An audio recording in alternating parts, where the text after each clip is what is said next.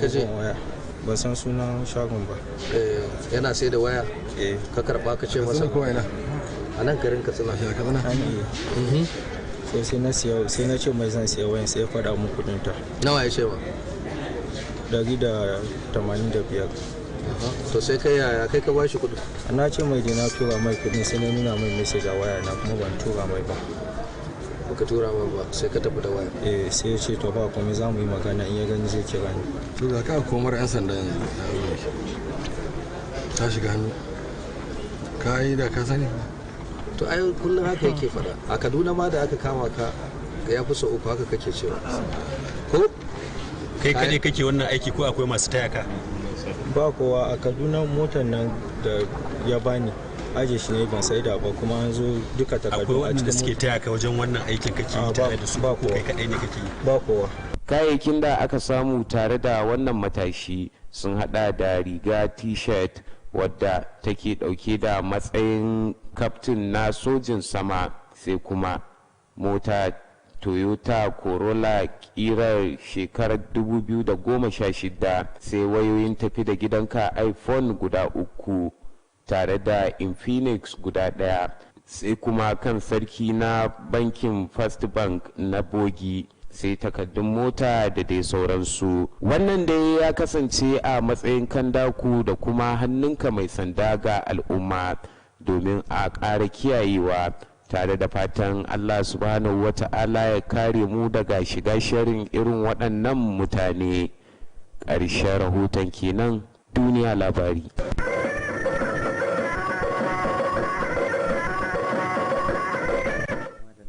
Wannan kenan, kaga yadda wannan matashi ya shiga hannu. To sai dai mu ce Allah shi kyauta, kuma wannan ya kasance a matsayin izina da kuma hannunka mai sanda ga jama'a, sai a ƙara kiyayewa da kuma fatan Allah subhanahu wataala ya ƙara kare mu daga shiga tarkon irin waɗannan mutane. Suleiman Gambo, sai ka gabatar mana da rahoto na gaba.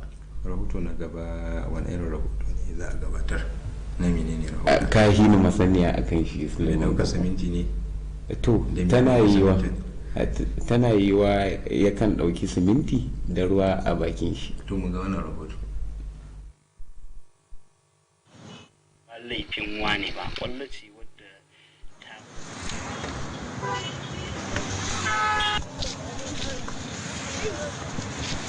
ta aje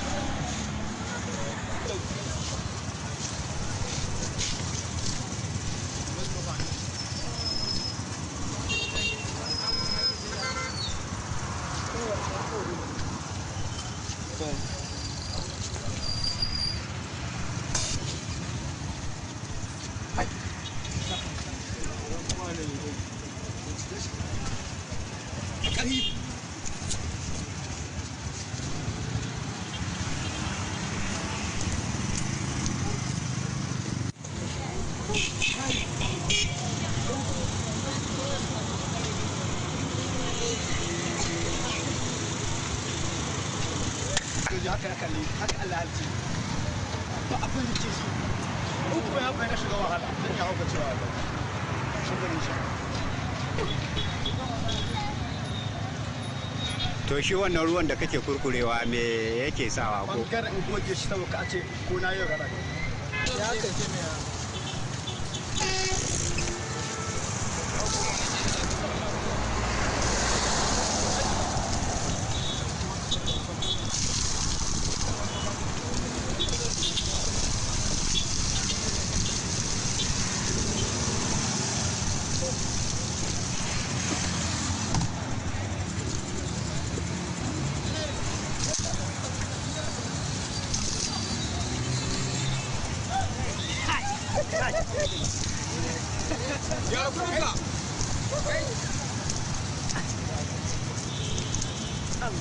Hey!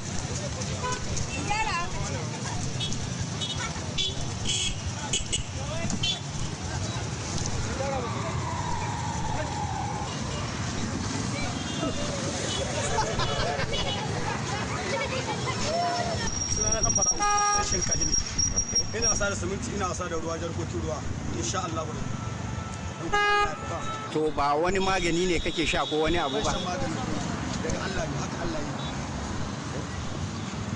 Tun tsawon wani lokaci kake wannan? Shekara ta biyu na wannan wasa. An ba ta shigowa ne da Allah wasa. Sai na taɓa shigowa ne wasa kamar bakin asibiti.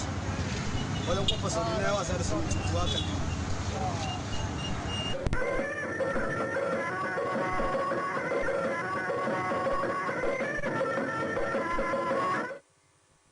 wannan matashi kenan shi ma wanda ya kware ta fuskar daukar buhun siminti da haƙora. Ina ga za mu kawo maka irin wannan aikin, amma kai dai ina da masaniya cewa kaɗa za mu sanya ma a cikin buhun simintin. Duk ba wannan ba, shi wannan jarumi za a yi kiran shi ko dauriya ce, jarumta ce ko dauriya. To wannan dai ba za a iya tantance ga na kira da kayan mamu ba da lamba. Assalamu alaikum. Assalamu alaikum. Assalamu alaikum. Amin alaikum salam. Da muke magana.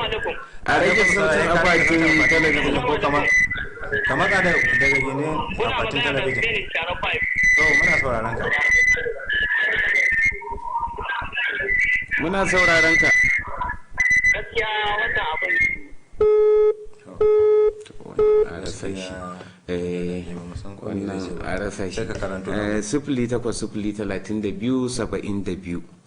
08-32-72-69-18 su ne lambobin da za a kira domin yin tsokaci da kuma ba da gudunmawa a cikin shirin bisa ga rahotannin da muka gabatar muku masu kallon ga wani kiran na ya shigo ina gasi a daga shi. Assalamu alaikum. A rasa shi 08-32-72-69-18 su ne lambobin wayar da za a kira domin yin tsokaci da kuma ba da gudunmawa a cikin shirin na duniya labari na wannan lokaci. Yaya ko mutanen. Assalamu alaikum. Assalamu alaikum. Wa alaikum assalam, da muke magana. Wa alaikum assalam wa rahmatullah. Da muke magana. Sunana Bara'u Sani. To Bara'u na Sani muna sauraron ka. Sunana Bara'u Sani. To Bara'u Sani muna sauraron ka. To wannan Allah da Allah dan ka suna ne. Dan jihar Kaduna ne. Ai wani bawan Allah tukuna cike yake magana. To Allah ya fara ba shi mafita da haka. Amin. Wannan mai ruwa. To wannan dan asalin karamar hukumar Katsina ne kuma dan shinkafi. Ainihin mazaɓai shinkafi ta karamar hukumar Katsina. Kenan to Allah ya tsare. Amin. To Allah ya kara tsare. Amin. Muna godiya da wannan gudunmuwa taka. 08-32-72-69-18 su ne lambobin da za a kira don yin tsokaci. Assalamu alaikum. Assalamu alaikum. Assalamu alaikum, da wa muke magana? Ma a rasa shi 08-32-72-69-18 ina ga kamar to ga wani. Assalamu alaikum. Assalamu alaikum. Assalamu alaikum. Ko akwai tangarɗa network wannan haka yake ga wani nan ya ƙara shigowa. Assalamu alaikum. Wa alaikum salam. Dawa muke magana? Muna magana da Malam Usman a nan jare. Malam Usman na jare muna sauraron ka, me gudunmuwa ko kuma tsokaci a cikin shirin? Wannan ban Allah kai ɗaukar jarkoki da buhun siminti dan wani gari ne shi kuma? Wannan dan shinkafi ne ta karamar hukumar Katsina. Wannan shinkafi ta nan wata zamo da A kwarai da gaske. Allah sarki, Allah ba ku da lafiya. Amin. Muna godiya da wannan gudunmuwa taka na GRA. 08-32-72-69-18 su ne lambar wayar da za a kira domin yin tsokaci a cikin shirin. Amin alaikum salam, dawa muke magana? Magana da Ishaq na kofar sauri muna sauraron ka, me gudunmuwa ka? a gaskiya wannan bawan Allah Allah ya ƙara buɗa mai Allah ya ba shi aiki wannan rashin kashi. Na'am. Allah ya taimaka kuma Allah ya ƙara buɗa mana gidan talabijin da ke ciki. Amin. To muna godiya da wannan gudunmuwa ta ka 08-032-72-69-18 kira 1-2-3 za mu ƙara daga sai mai ban kwana da masu kallon. Assalamu alaikum.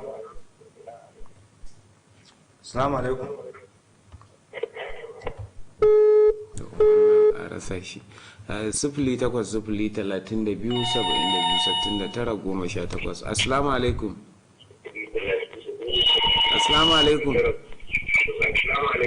Amin wa alaika salam, da wa muke magana?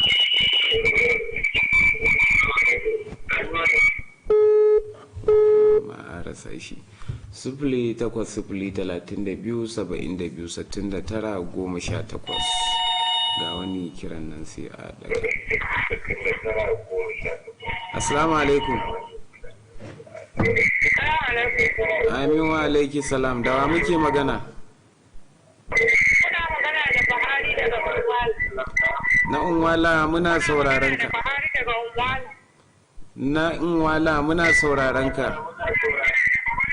Wannan wanda muka nan wanda ya yake wasa da suminti da jarkan ruwa. Na'am.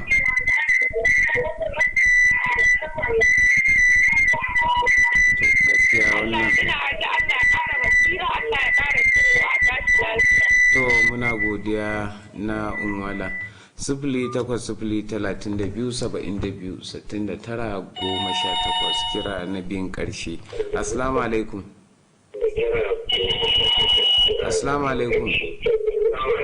Amin wa alaika salam, da wa muke magana?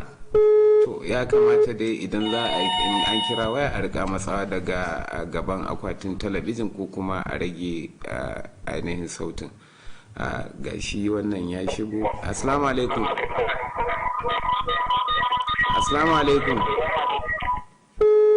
Wannan a rasa shi akwai tangardan network. Assalamu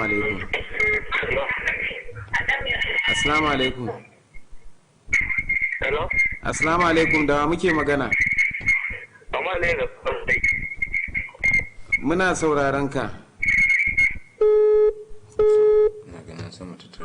Gaskiya wannan haka yake. Ne labari ya zo maku musamman ma kamfanin kayayyaki na Greenhouse Katsina da kuma gidan talabijin na jihar Katsina da sauran abokan aiki na da suka taimaka don ganin shirin ya zo maku a daidai wannan lokaci. Zan dauke ku in mika ku ga Suleiman Gamba Kofar Bai sai ya yi da yin bankwana da ku masu kallon. Jama'a Allah shi salamu da ku mako mai zuwa. Very good. Ruwan dare gama duniya, cibiyar kasuwanci mai tafiya daidai da zamani. An kawo atamfofi manya da ƙanana, ga lesussuka da material akwai kuma shadda trouser dan samari yan kwalisa. Suna kuma da manya da ƙananan yadika, shaddoji, yadika yan kwatano, yadikan yan makaranta nau'i kala-kala. Suna kuma da manya da ƙananan yadikan abaya, ga sunan ka kuma kayan gyaran su. Akwai kuma bangaren kekunan saka saboda mata masu aikin saka. Muna kuma da shagon kayan aski, za ku samu kilifofi manya da ƙanana na mata da na maza, ga fitilu masu ɗaukar caji, rediyo rechargeable, haɗi da na'urorin gyaran gashi dan samari da 'yan mata da dattawa. Greenhouse Katsina akwai kuma ɓangaren kayan provision, nan za ku samu dukkanin nau'in kayan shayi, kayan abincin cika koshi nau'i kala-kala. Greenhouse Katsina suna nan a titin IBB daura da tsohuwar information daga tsallaken yamma a nan birnin Katsina.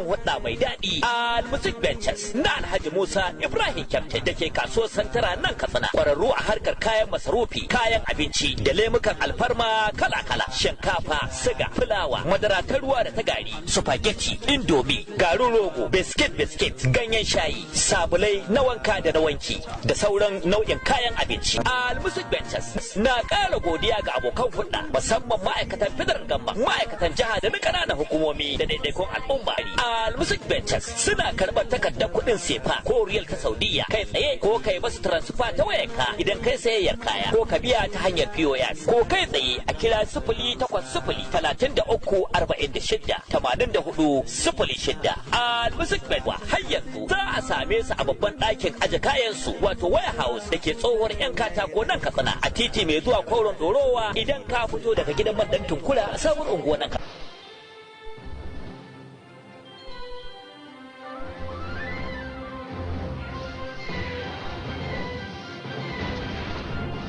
You are watching KTTV, Katsina State Television.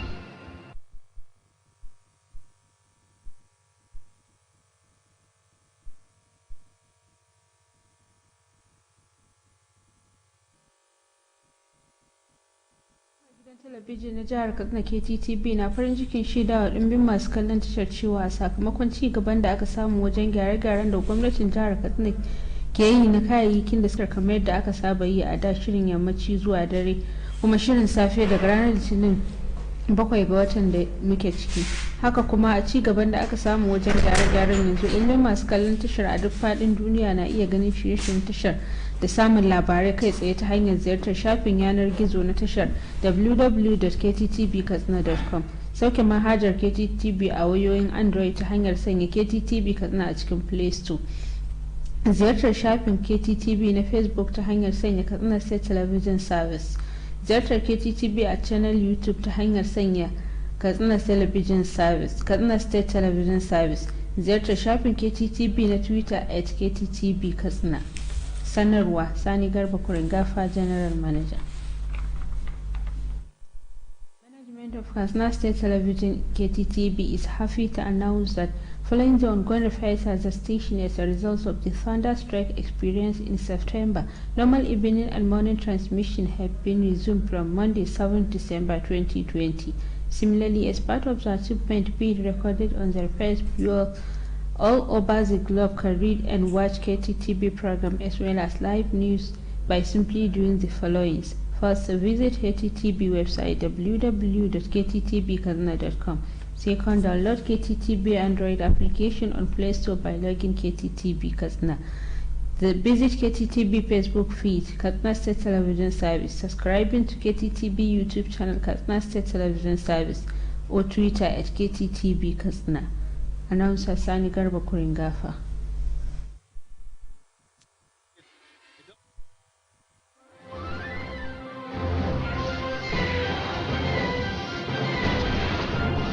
You are watching KTTV, Katsina State Television.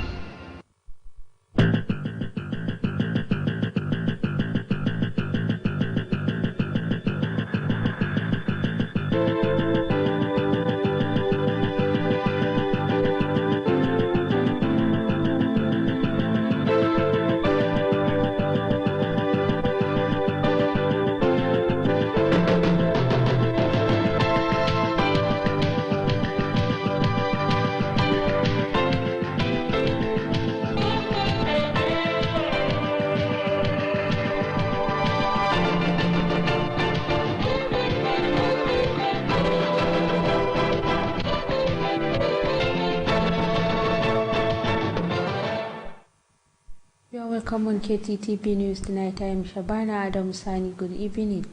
Katsina State Governor Alhaji Aminu Bello Masari has ordered for the immediate closure of all boarding schools in the state. Government House correspondent Brian Musa reports that the governor gave the directives when he visited Government Science Secondary School Kankara following the abduction of unspecified number of children at the school by bandits. Report.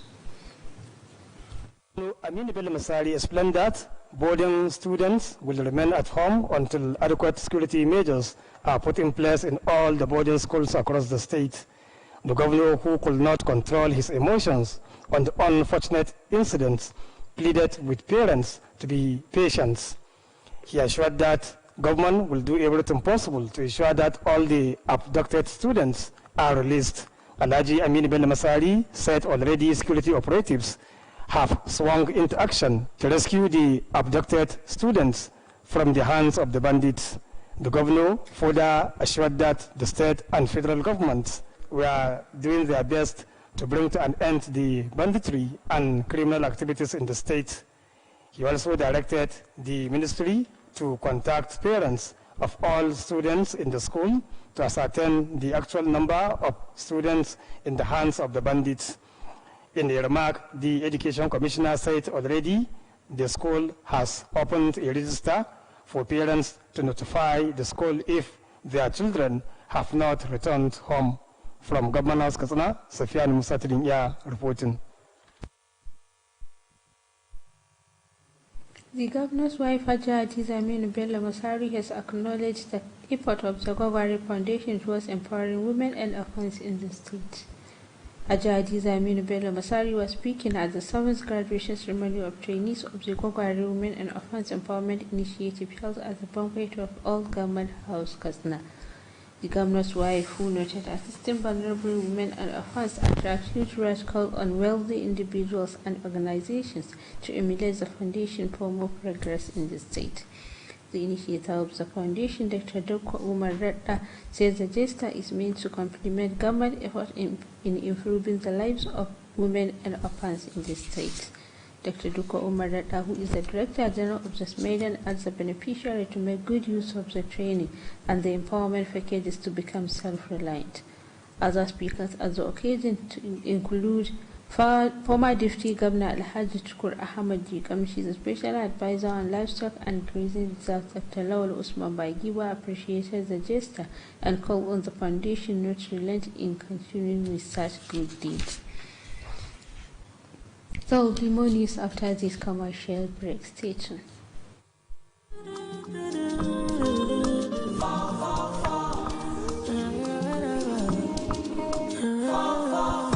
You fit to do anything with the number.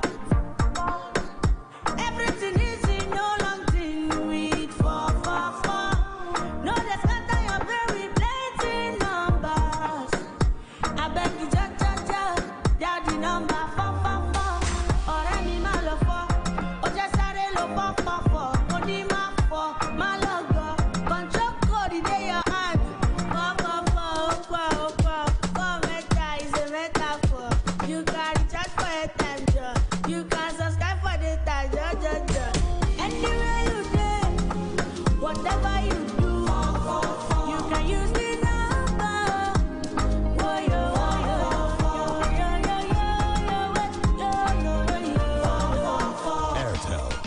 Smartphone Network. Welcome back. Katsina State House of Assembly Health Clinic is to take up from next year. The clinic constructed by the previous assembly was not in use despite the benefiting structures and other facilities. Legislative correspondent Leman Gambago for Bay has details of the reports. The House Malan Yusuf Jibrin disclosed this when he led the management staff of the House to the ongoing budget defense exercise by the Appropriation Committee. Malan Yusuf Ibrahim said Principal Officers Committee and the management of the House have arrived in proposing adequate funds in the budget to cater for the take-up of the clinic. The clerk said the principal officers of the House, out of their drives to make Zeta aware of the activities of the legislative, has proposed for the resuscitation of the Muriam Majalisa tabloid, which went under us for decades. He also said more welfare packages had been projected by the Principal Officer Committee as part of the gesture to motivate staff of the House. Malan Yusuf Jibril commended the leadership of the House under Tasu Musa Megari for improving the welfare of the members and the staff of the House. The acting Chairman Appropriation Committee Alhaji Ibrahim Umar Duko said the appearance of the management to defend the budget of the House is the manifestation that legislature is not too reserved in the scrutiny as applied to other government agencies. In their separate remarks, Members of the committee, Sanalawal Garki, Lawal Yaro, Ibrahim Danjuma Machika, Abubakar Suleiman Abukur, call on the management to properly implement the budget to serve as deterrent to other state agencies. The clerk, Malan Yusuf Jibrin, was accompanied by directors and other senior staff of the House for the Defense. From Katsina State House of Assembly, Suleiman Gambako Parbai reporting.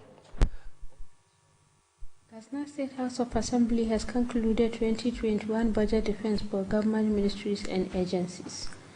The agencies that appear before the House during the closing ceremony include Office of the State Auditor General and that of local government, as well as Katsina State Transport Authority. Legislative correspondent Suleiman Gambako Parbai has details of the report. State Auditor General has depended 105 million naira as its 2021 capital expenditure proposals.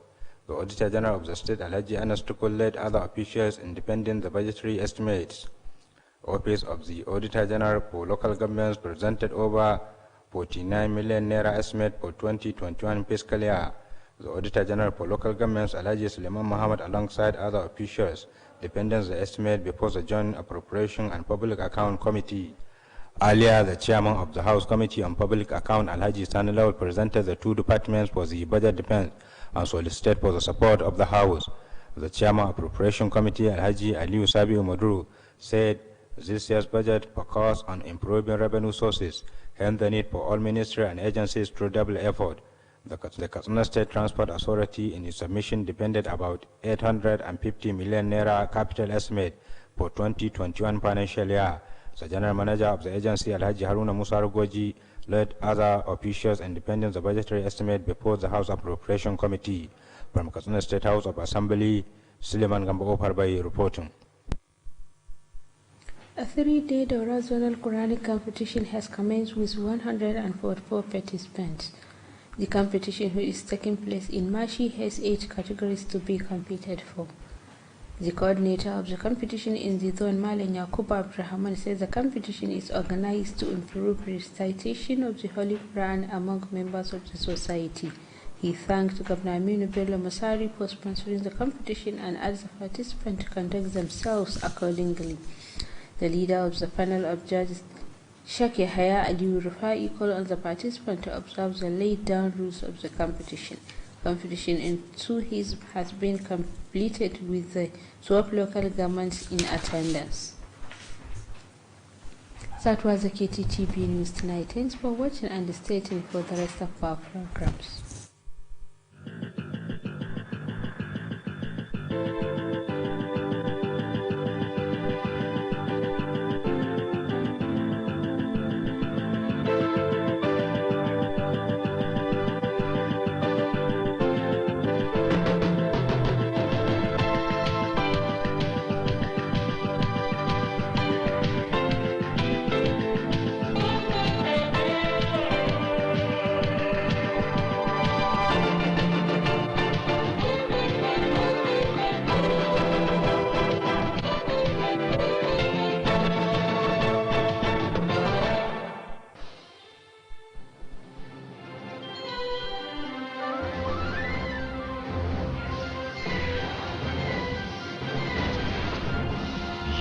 Watching KTTV, Katsina State Television.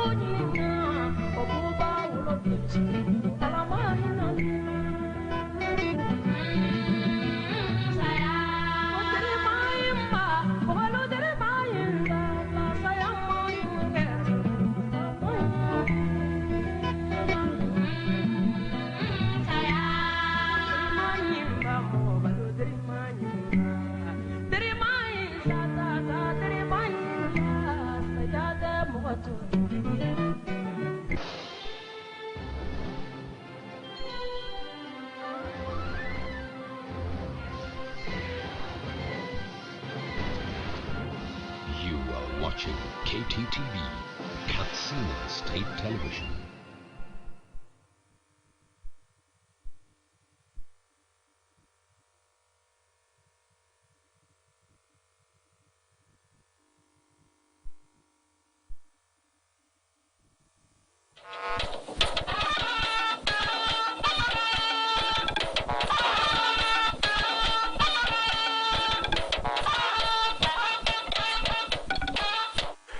Hello. As the federal government initiates a process of mass metering in the country, we shall take